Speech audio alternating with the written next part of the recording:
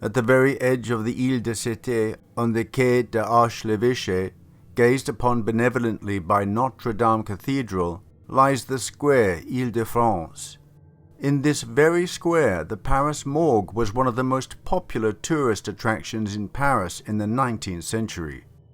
The Paris Morgue had been on Ile de la Cité since 1804, but the move to the very edge of the Seine in 1864 had been effected for practical reasons. It was bigger, more modern, and, more importantly, perfectly positioned for dragging corpses out of the river.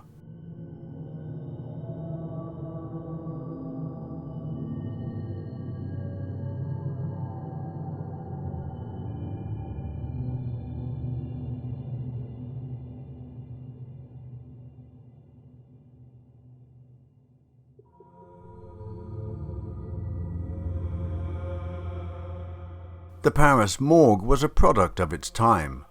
With the advent of industrialization, more and more people were drawn from the countryside to the city to work in the factories. At the same time, accidental deaths, machine explosions, train accidents, suffocations by coal smoke and gases became more and more common. The workers who perished in these accidents were likely to die far from home, away from the people who knew them.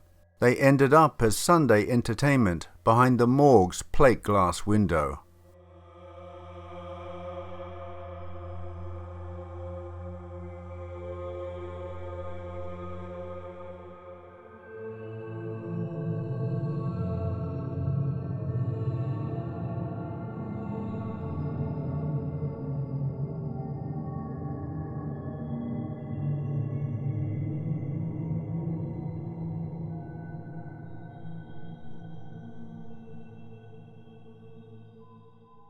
The morgue was in a good position to receive both the dead and the living. Many of the bodies, which were picked up off the streets or fished out of the Seine, were unidentifiable, so the public were ostensibly allowed in to help with their identification. At the time, Paris was changing. It was becoming a more social, less divided city. Sigmund Freud described it in 1885 as a place where "I don't think they know the meaning of shame or fear. The women, no less than the men, crowd round nudities as much as they do round corpses in the morgue."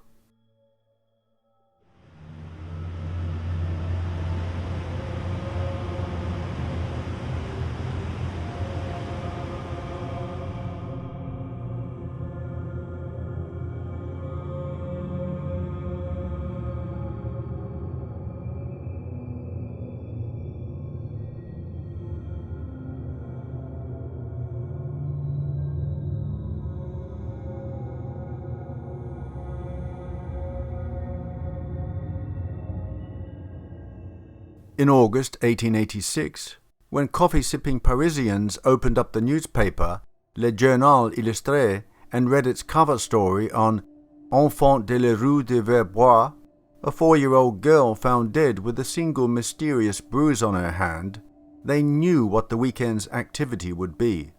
Once breakfast was over, they donned their Sunday best and made their way to the Paris Morgue, where they waited their turn to enter the curtained exhibition room. There, behind the glass, sat the body of the girl, propped up in a tiny dress.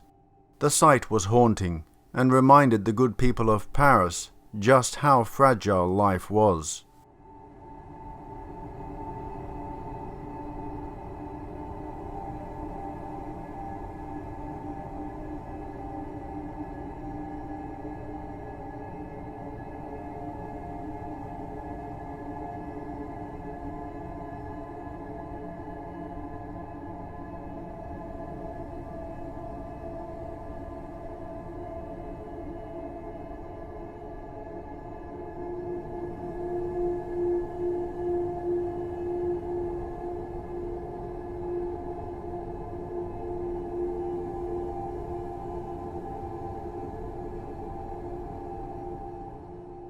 By August the 5th, a few days after the newspaper's release, the crowd outside the morgue had grown so massive that it spilled into the street. The streets were at a standstill. Parisians were so eager to get inside that skirmishes frequently broke out. A newspaper reported at the time, "The mob rushes the doors with savage cries, fallen hats are trampled on, parasols and umbrellas are broken, and yesterday women fell sick, having been half suffocated in the throng." At that point, over 150,000 people had visited the morgue to see Enfants de la Rue de Verbois.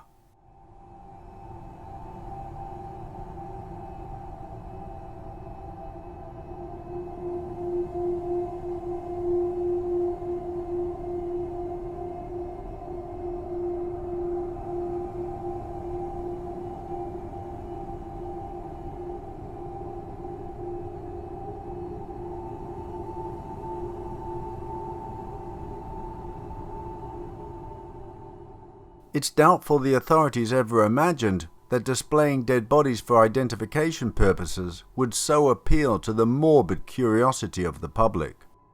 With no real interest in identifying anyone, they were instead drawn to the macabre and gruesome sight of the corpses, in various stages of decomposition, displayed like best cuts in a butcher's shop.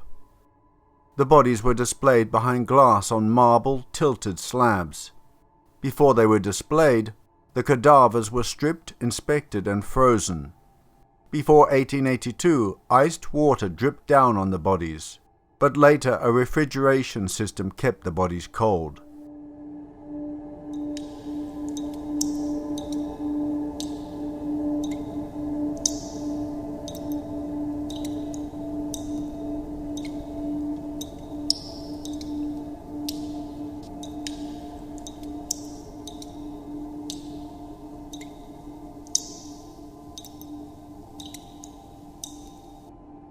The bodies were kept on display for 3 days, after which a photograph or wax cast would be taken.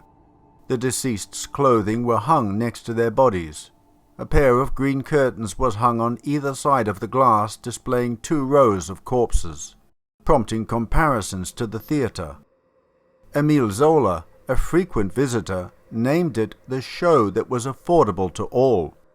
Zola used the Paris morgue as an inspiration, particularly in Thérèse Raquin, where her husband's killer visited the morgue every day, hoping to see the body of his victim.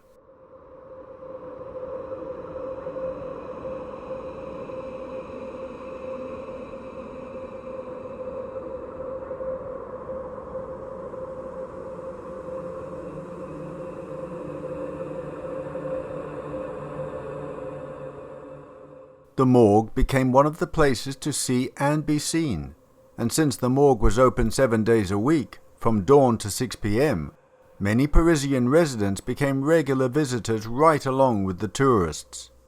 Up to 50 visitors at a time would crowd around the windows overlooking the slabs, to gawk and gossip over the bodies. The dead were usually removed after 3 days, to make room for a new window display. The spectacle continued beyond the walls of the morgue. Parisian newspapers often speculated on the identities of the dead. Every guidebook directed visitors to the morgue, and some of the bodies even became famous, drawing up to 40,000 people in a day.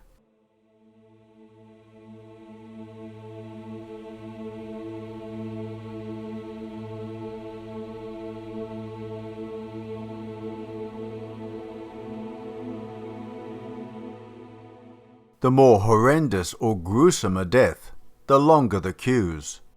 Decapitated, bloated or limbless bodies or attractive females only added to the morbid desire of the gentlefolk to see the bodies up close. Indeed, if on a rare day the morgue was empty of bodies, the dissatisfaction of the crowd was made loudly apparent. Their appetite for death, well, someone else's, had become almost insatiable. Because of the guarantee of daily crowds, street vendors set up outside the morgue selling oranges, coconut ice, or whatever else they thought would tempt the gawkers. By the end of the 19th century, the morgue had become one of the city's most popular tourist attractions.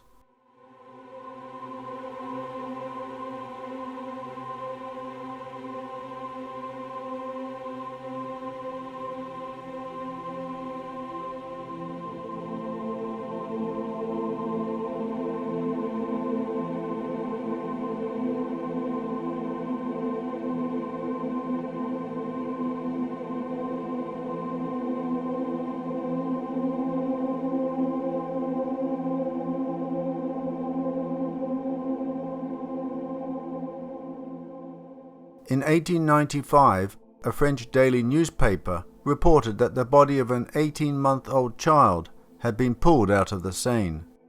The next day, when a 3-year-old was found in a nearby river, the newspaper's title exclaimed, "Are these two sisters?" In response, locals rushed to the morgue in hopes of speculating for themselves. Men pushing and shoving for the best position, young women looking on in pity, but worse still, tiny children held aloft by their parents to gain a better view. The crowd swelled to such a degree that the city dispatched police officers to keep the peace.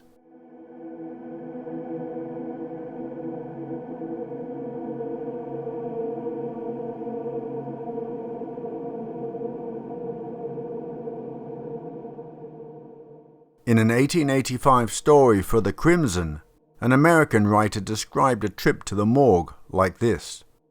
Men are crowding and elbowing each other, old hags are pointing towards the glass and croaking to one another. Pretty women are gazing with white faces of pity, but with none the less thirsty greediness, upon some fascinating spectacle.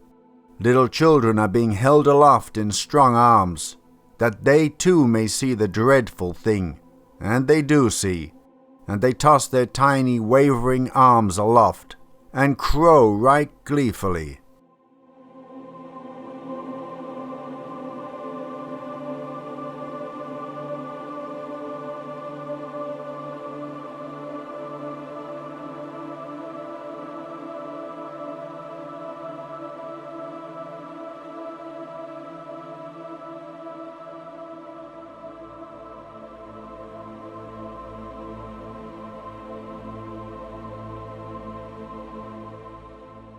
When social commentators called the morgue a theatre, they weren't simply referring to the sight of the bodies framed by curtains. Visitors might find themselves with front row seats to dramatic criminal investigations too. Police often brought suspected murderers in the evening to the morgue to confront their victims, believing that the shock of seeing what they had done would trigger a confession. This confrontational tactic becomes so common that in 1888 the Paris morgue installed electric lights with the idea of increasing the effect produced upon murderers upon being confronted with their victims. A suspect being brought face to face with their dead victim, whose pale visage had been illuminated, was not only ghastly in appearance, but very effective.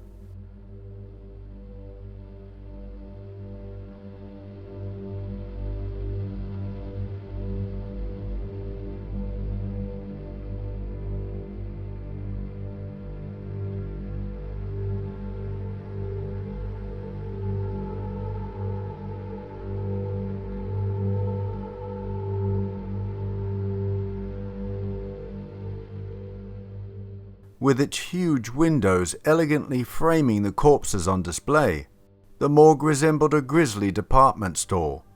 The French playwright Léon Gozlan remarked that, "You go there to see the drowned, as elsewhere you go to see the latest fashion." The morgue served as a visual accompaniment to the popular press, which reported in lurid detail on the latest crimes in the city. One could read about a murder in the paper, and then saunter over to the morgue to view the victim's body. These accounts of crimes and scandals were tremendously popular. In the same era, Paris's wax museum, the Musée Grévin, was known for staging recreations of recent murders in wax. The stated aim of the museum was to create a living newspaper.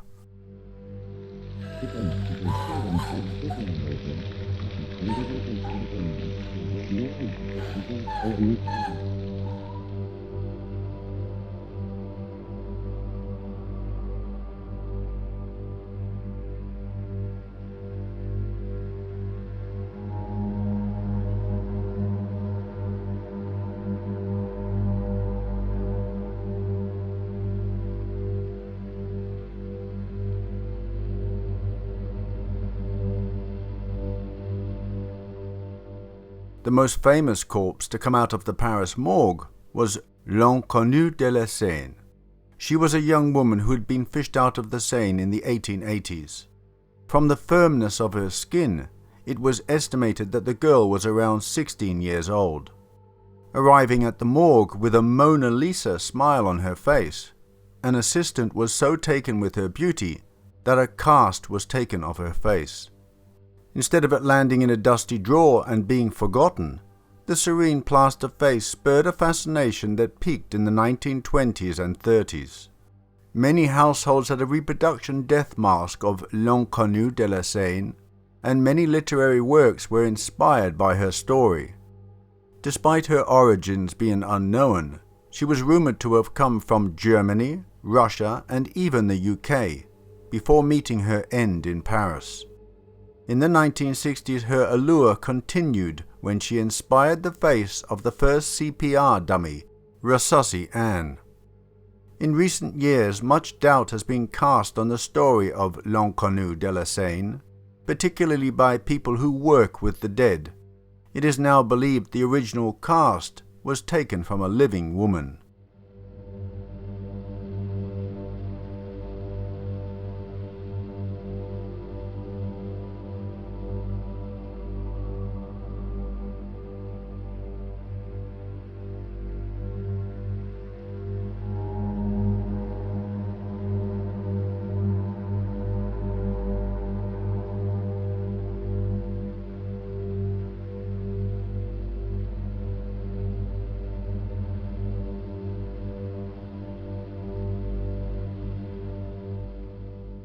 Brutal, gashed and swollen faces, wide gaping mouths which opened for the last time to utter a death gasp, and are now fixed forever in a look of rigid surprise. Jagged, discoloured teeth, sunken cheeks, knitted brows, dead, milky eyes, awful contortions, ghastly smiles, hideous leers, faces of men and faces of women, faces of the young and faces of the old, faces which reek with the slime of years of vice and misery and despair. Some of the corpses had been in the water a day, some a week, some much longer.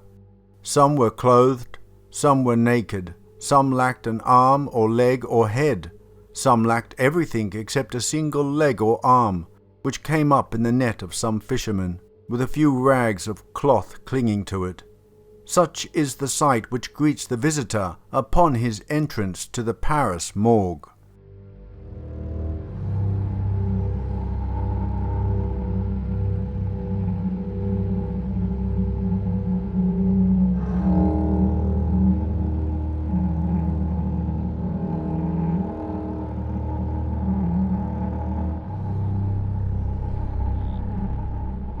One is an old woman whose skull has been split by some tremendous blow and yawns in ghastly redness. Another is a young girl who is dressed in silk and whose dark hair is still coiled neatly, just as those slender fingers last arranged it. She bears no wounds, but upon the small unlined face is stamped such a look of horror, it would break a sensitive person's heart to gaze upon it. A middle-aged man, short and thick-set, has dropped dead in the street, and the gendarmes have brought the nameless body here. He wears a blue peasant blouse, and his cap is still upon his head. His sleeves, rolled up, disclose two arms of unusual muscularity. The soles of his shoes are worn through, and the bottoms of the feet, turning outwards towards the window for judgment, are raw and bloodied, and caked with the dust of a long and weary journey.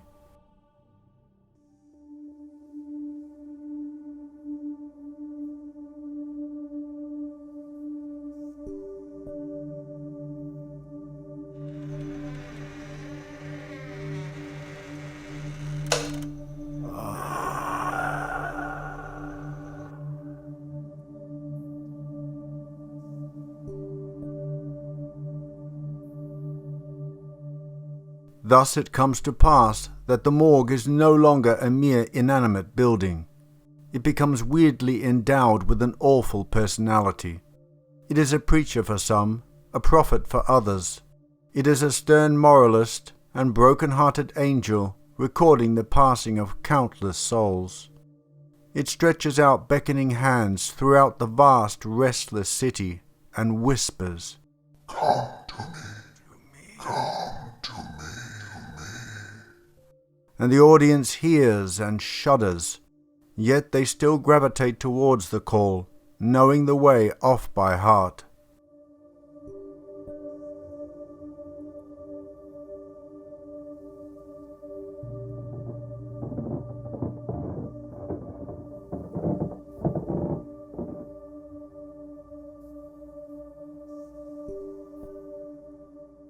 Bodies make their final and solemn trip along the River Seine.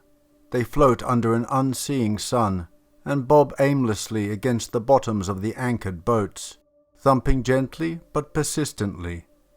The river has veiled the staring eyes. Curious fishes nibble at the eyelids and then dart away.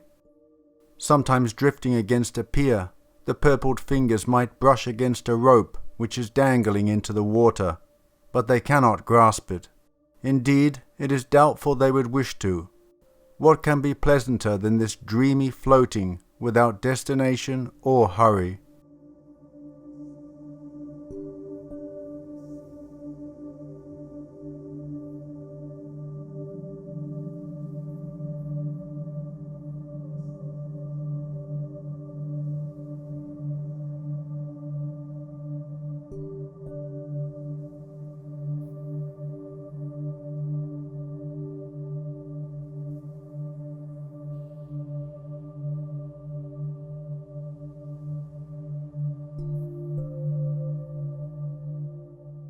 While there were concerns voiced about the risk to moral hygiene of this unabated voyeurism, particularly concerning young women viewing near-naked male bodies, and children being exposed to the relentless horrors of the morgue, there was little real moral outrage at the time. We may look back and wonder how the people of Paris could look upon the swollen and degraded bodies of their fellow man and not be affected. Then we remember that death was very much a part of their daily life. People were still being executed in public until 1939. Pneumonia and the flu were still a common cause of death. Infant mortality was high, and most people died at home. They lived with death, and death lived with them.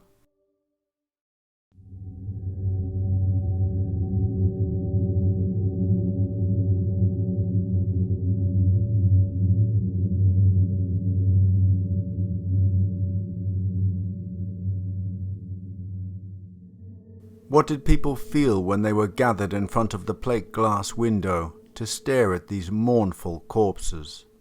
To some, their curiosity may seem ghoulish, but the newspapers at the time painted a different picture. In their accounts, those who flocked to the morgue were not morbid gawkers, but concerned individuals driven by empathy and a strong moral sense. As the 19th century supplement Illustré de Petit Journal argued, in response to crowds witnessing the lifeless products of tragedy, "We all loved each other for a few hours because we cried together. Why can we not continue to do so?"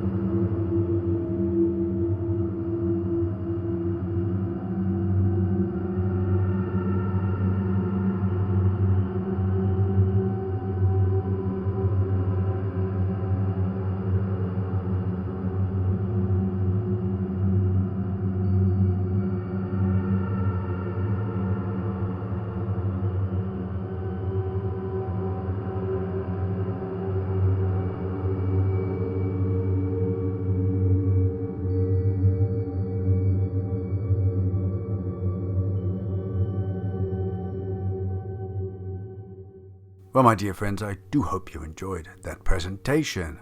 Now, I did mention the Paris Morgue in one of my other presentations. It was part of the story, if I remember correctly, and I think I asked you, would you go and have a look at the bodies in the window of the Paris Morgue? And I received lots of affirmatives and negatives. It's not everyone's cup of tea, but I truly believe that if there was a morgue that did the same thing in a major city these days, there would be as many crowds as back then. I absolutely, fully believe that. People have a morbid curiosity. That is something that has not changed in the time since the Paris Morgue was open to visitors. Of course, nowadays they wouldn't do that. They're out of respect for the deceased and the deceased's family, even if they don't know who the family is at that time, because it was all about, the Paris Morgue was all about bodies being identified. But of course, 99% of the people just went there to gawk, not to identify the body. But nowadays they have these unidentified persons websites you can go on. It's run by the police and the government, trying to, find out who this person is, and they will very often show you a morgue portrait of the person. So it's the same sort of deal, really. Somebody could make a fortune nowadays if they opened up a morgue with a display window, like a butcher's shop. There would be millions coming and paying to see it. Of course, it wouldn't be a very nice way to make money, would it? Earning profits from dead bodies. But there would be people coming, that's for sure. I think, when was it? It was more than 10 years ago for sure. They had an exhibition of dissected bodies. I think they had been encased in polyurethane or something like that, if I remember. I didn't go along and see it, but I remember reading about it at the time. There was millions of people going to see that exhibition, so it just shows you that nothing has changed really, and they were paying to see that, and these were somebody's bodies. I do believe they were real bodies. I'm going to check afterwards. I'm just saying it off the top of my head at the moment.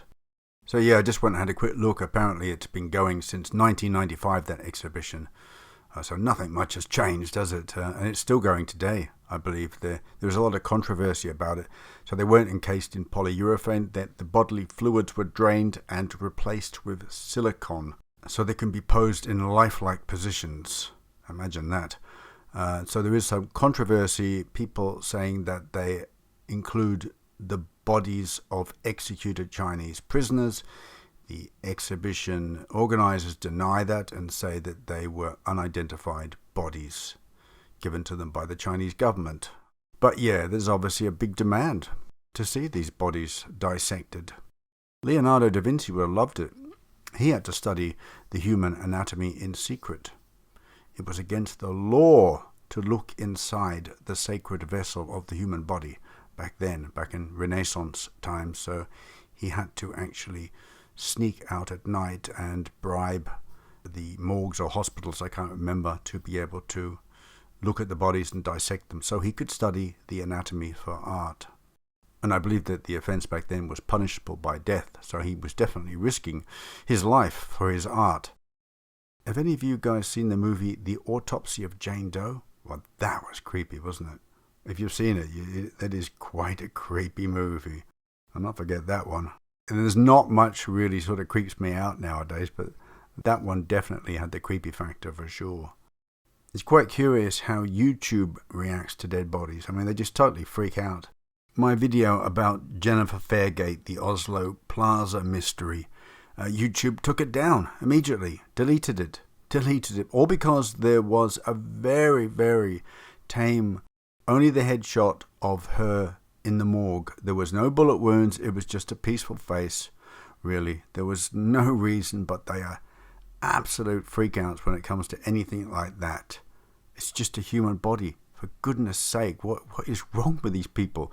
And yet they jump on every single crazy agenda which threatens life and limb. People have attacked businesses. There's been riots on the street. They jump on every agenda that the government cooks up. But something like that they delete. Go figure, as my beautiful American cousins say, because I can't figure it out. It's really, really, really strange. You know, there's been I have videos on YouTube that show a lot worse, but they stay up. But for some reason, it wasn't. I know what it was. It was because of that morgue shot. So I ask you again, would you go and look in the window of the Paris morgue on a Sunday in your Sunday best? I would saunter along, most definitely, go and have a look. Many decades ago, I was in attendance with a work colleague at the police morgue in Sydney.